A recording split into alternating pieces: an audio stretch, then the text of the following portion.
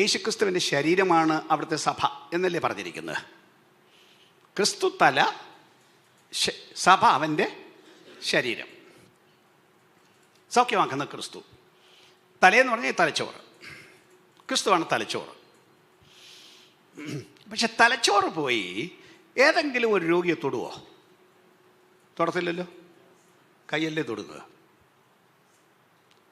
സുഖമാകുവാൻ തലച്ചോറ് പറയുമോ? പറയില്ലല്ലോ. പറയുന്ന വായല്ലേ.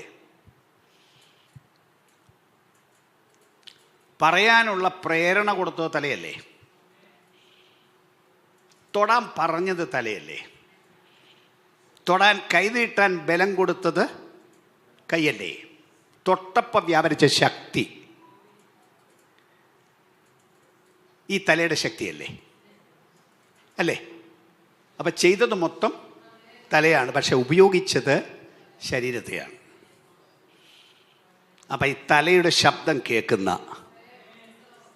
തലയുടെ സന്ദേശം എപ്പോഴും വ്യാപരിച്ചു കൊണ്ടിരിക്കുന്ന, ചെയ്യുവീൻ എന്ന് പറയുന്ന ശബ്ദം കേൾക്കുന്ന, അത് പറയുമ്പോൾ തന്നെ അതിൻ്റെ കൂടെ ഒരു കൃപയുടെയും ശക്തിയുടെയും വ്യാപാരം ഈ വ്യക്തിയിലൂടെ, അവയവങ്ങളിലൂടെ വ്യാപരിച്ച് ആളുകളെ തൊടുക മാത്രമല്ല, അപ്പോൾ തന്നെ മേലോക ശക്തിയുടെ വ്യാപാരം അവരിൽ കൂടെ സംഭവിക്കാൻ ദൈവം ഒരുക്കിയ ഒരു സംവിധാനമാണ് ദൈവത്തിന്റെ സഭ. അല്ലാതെ കൂടി വന്ന് പാട്ടുപാടാൻ, കൊട്ടാൻ, ആരാധിക്കാൻ മാത്രമുണ്ടാക്കിയതല്ല. ജനത്തെ വിടുവിക്കാൻ ദൈവം കണ്ടെത്തിയ സമൂഹമാണ് ദൈവത്തിന്റെ സഭ. ആ അനുഭവത്തിലേക്ക് ജനം മടങ്ങി വരേണ്ടതും ആ അനുഭവം വിശ്വസിച്ച് അംഗീകരിക്കേണ്ടതുമാണ്.